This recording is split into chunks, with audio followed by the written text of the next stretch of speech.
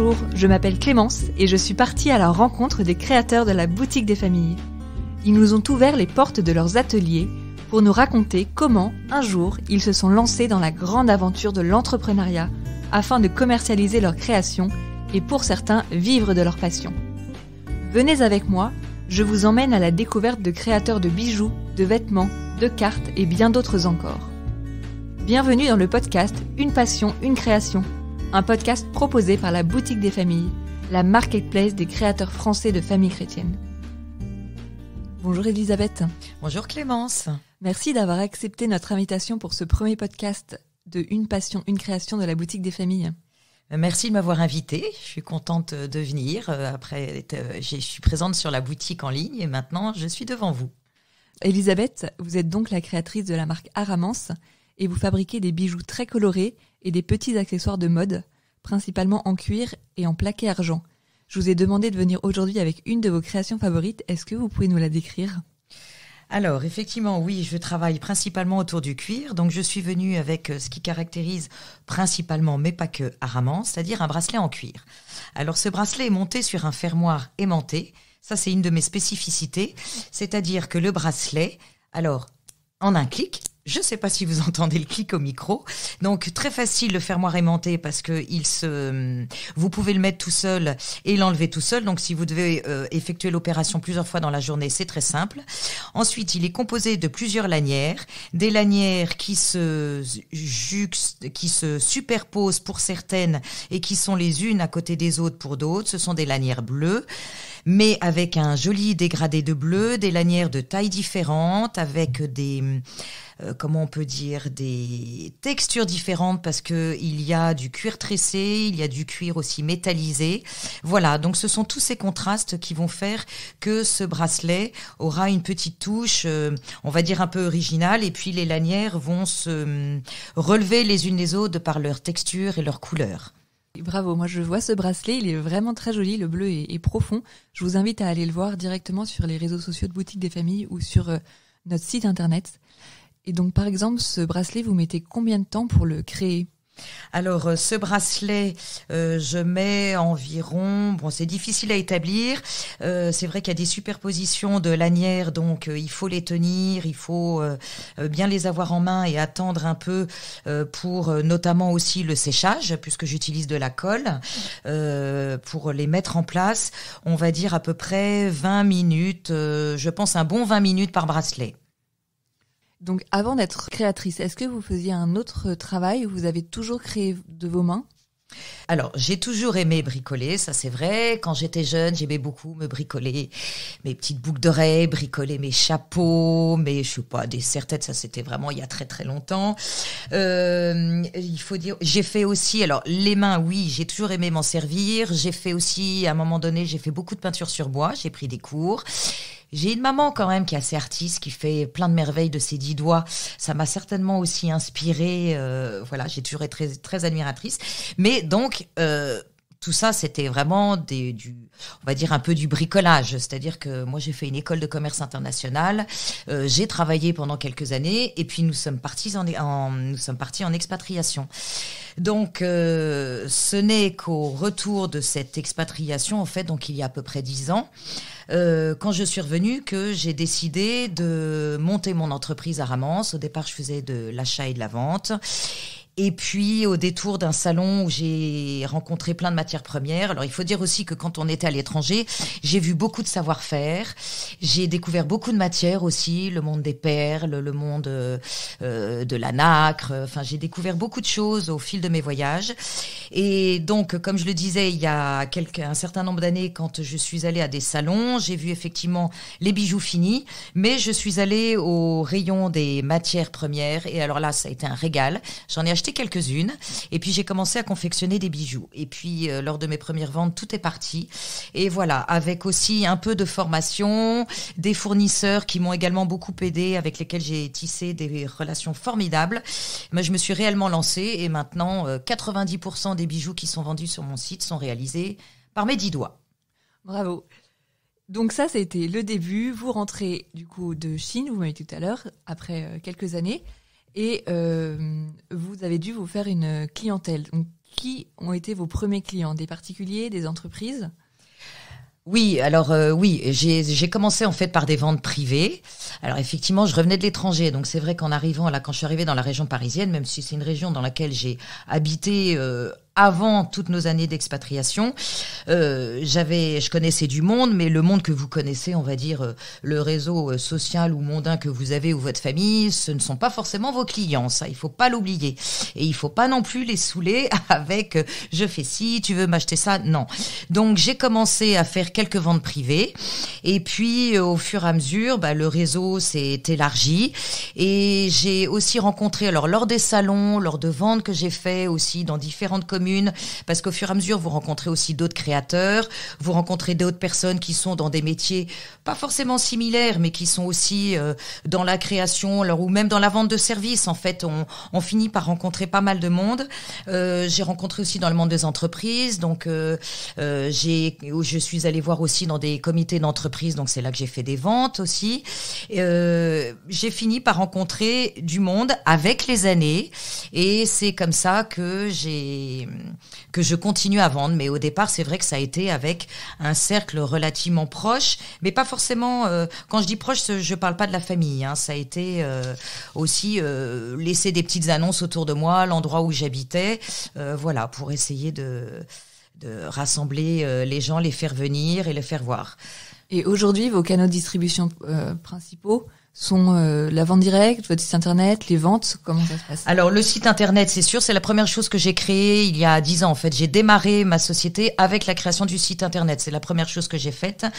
Ensuite, j'ai beaucoup de... Alors je vends dans aussi des boutiques dans lesquelles je dépose des produits, donc des boutiques de créateurs. Ça c'est un bon circuit de distribution. J'ai eu ma propre boutique pendant 5 ans à Versailles et c'est une boutique qui a très bien marché. Je l'ai fermée, pas du tout parce que en fait elle ne marchait pas, mais parce que j'ai souhaité me rapprocher de mon atelier. Voilà, donc c'est pour ça que je continue dans des boutiques de créateurs à déposer les produits, mais ce n'est plus moi qui tiens la boutique, je ne fais seulement que quelques permanences. Ensuite, je continue à vendre en comité d'entreprise et beaucoup de salons aussi de créateurs, des expositions ventes. Voilà, ça fait beaucoup de réseaux de distribution finalement. Et vous répartissez comment votre journée entre la création, la vente et je suppose toute la logistique et le côté administratif?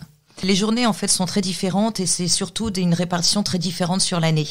Il y a des périodes de l'année qui sont novembre-décembre, qui sont des périodes très très axées sur la vente. Parce que c'est là que se concentre une grosse partie des salons et des expositions ventes.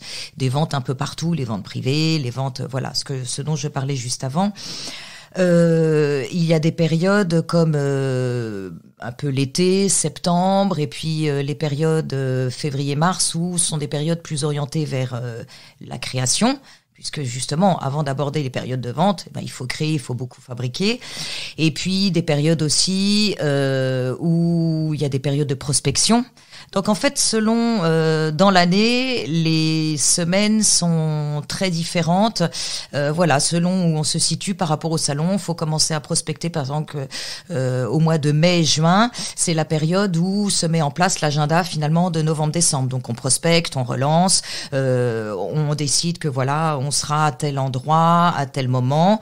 Donc il y a vraiment des périodes très très variées pendant l'année pour ça. Et puis les salons aussi, les périodes de salons. Alors, je parle pas des salons où je vends, mais des salons que je vais aller visiter aussi pour aller chercher mes matières premières. Donc ça, en général, c'est plutôt janvier et septembre. Il y en a 2 par an. Au moins, vous ne pouvez pas vous ennuyer vu que tous les jours ont l'air très différents. Et est-ce que c'est une occupation qui vous occupe à plein temps?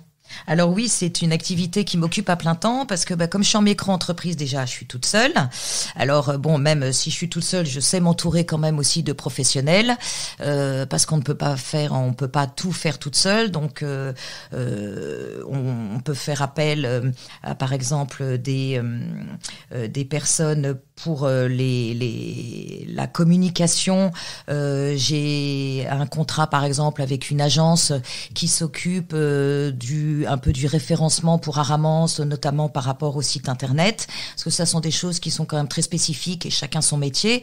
Donc moi je suis dans la création de bijoux, je fais d'autres choses aussi beaucoup pour mon entreprise, mais là le référencement c'est quand même quelque chose de très particulier et parfois il faut savoir donner un coup de pouce. Donc voilà, savoir s'entourer de professionnels. Mais je m'occupe donc comme j'en parlais tout à l'heure de la prospection, je m'occupe des ventes, je m'occupe d'aller voir les fournisseurs, je m'occupe d'aller voir les clients aussi, je m'occupe de ma comptabilité, la gestion de ma boutique en ligne, je fais les photos et puis la communication aussi beaucoup, les réseaux sociaux. Enfin voilà, c'est donc très varié, mais c'est ça qui est passionnant aussi, c'est que finalement on touche à beaucoup de domaines et donc on se forme aussi dans beaucoup de domaines. Et d'après vous, quelles sont les clés de la réussite d'Aramance ? Alors les clés de la réussite d'Aramance,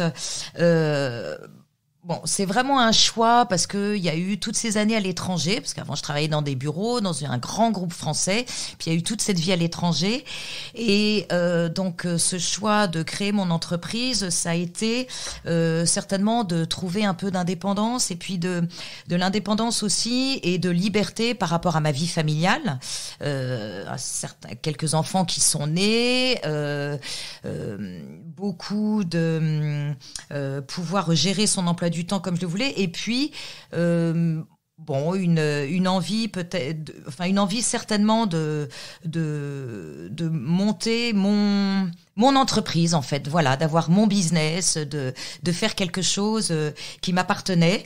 Alors le secret aussi, de toute façon, je dirais plus généralement quand on réalise, enfin quand on a son entreprise, c'est d'avoir de la discipline dans son emploi du temps, c'est d'aimer ce que l'on fait. Alors ça c'est clair, moi j'aime beaucoup, je ne regrette pas, pour rien au monde je ne reviendrai sur... j'ai aimé ce que j'ai fait avant, mais j'aime beaucoup ce que je fais maintenant. Des bijoux, je vois même le soir, de temps en temps je m'y remets, bon surtout des périodes aussi qui sont très chargées, et j'aime, ça me détend, je suis dans un autre monde quand je crée mes bracelets, mes boucles d'oreilles, mes colliers, donc c'est une passion finalement, c'est merveilleux, mais il faut savoir aussi cultiver la confiance en soi, donc on apprend aussi beaucoup en créant son entreprise, sortir de sa zone de confort, donc il y a éventuellement aussi beaucoup de travail à faire sur soi parce que c'est pas forcément inné, c'est pas évident, tester de nouvelles expériences. C'est pas toujours évident, on fait parfois des erreurs, mais on rebondit aussi sur ces erreurs. Voilà, donc c'est tout ça, c'est passionnant, c'est très différent du monde être salarié et être entrepreneur, ça n'a rien à voir. Je pense que chaque chose est intéressante et là, ça a été vraiment une nouvelle expérience. Ça fait déjà plus de 10 ans et je continue avec joie. Et voilà ma dernière question. Et si c'était à refaire, est-ce que vous recommenceriez ? Alors donc je pense que j'ai déjà un petit peu répondu, mais oui, vraiment sans aucune hésitation. J'aime beaucoup. Alors effectivement, ce que je fais, et ça je pense que c'est très important, c'est aimer ce que l'on fait. Et d'ailleurs, je pense que c'est une petite tendance que l'on pourrait constater actuellement de beaucoup de personnes qui finalement réfléchissent sur le métier qu'elles ont actuellement et se reconvertissent ou retrouvent une passion qu'elles ont et se disent mais finalement ma vie d'aujourd'hui, qu'est-ce que c'est ? Est-ce que je continue ? Parce que souvent ce sont des personnes qui sont plutôt salariées, qui réfléchissent à ça et qui se disent mais en fait est-ce que c'est la vie que j'ai envie de continuer de mener et que je vais continuer, enfin que je continue, ou est-ce que je décide de me consacrer à une passion que j'ai ? Bon, moi ça a été assez différent, c'est beaucoup d'années à l'étranger qui font que je me suis éloignée de mon métier qui avait été celui de ma sortie d'école, et donc j'ai dû quitter mon emploi finalement pour suivre mon mari à l'étranger, donc c'était très différent parce que quand on est rentré de l'étranger, je me suis dit est-ce que je reprends finalement le métier que j'avais avant ou est-ce que je change ?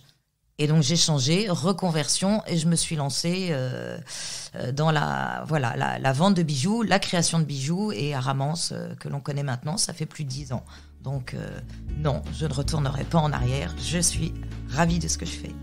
Merci beaucoup Elisabeth pour ce partage qui passionnera sûrement nos auditeurs et aidera peut-être certains d'entre eux à se lancer à leur tour pour créer leur micro-entreprise.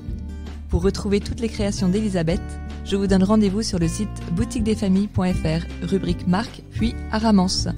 Si ce podcast vous a plu, N'hésitez pas à en parler autour de vous et à nous suivre sur la page Instagram et la page Facebook de Boutique des Familles. Vous y découvrirez d'autres créateurs. À bientôt. Merci Clémence, à moi aussi de vous remercier parce qu'avec Boutique des Familles, ça fait déjà quelques temps, je suis avec vous depuis le début de l'aventure de la boutique en ligne et c'est vraiment un plaisir et puis vous nous soutenez beaucoup et donc je trouve ça merveilleux. Donc j'étais ravie d'être avec vous aujourd'hui. Merci Elisabeth. Au revoir. Au revoir.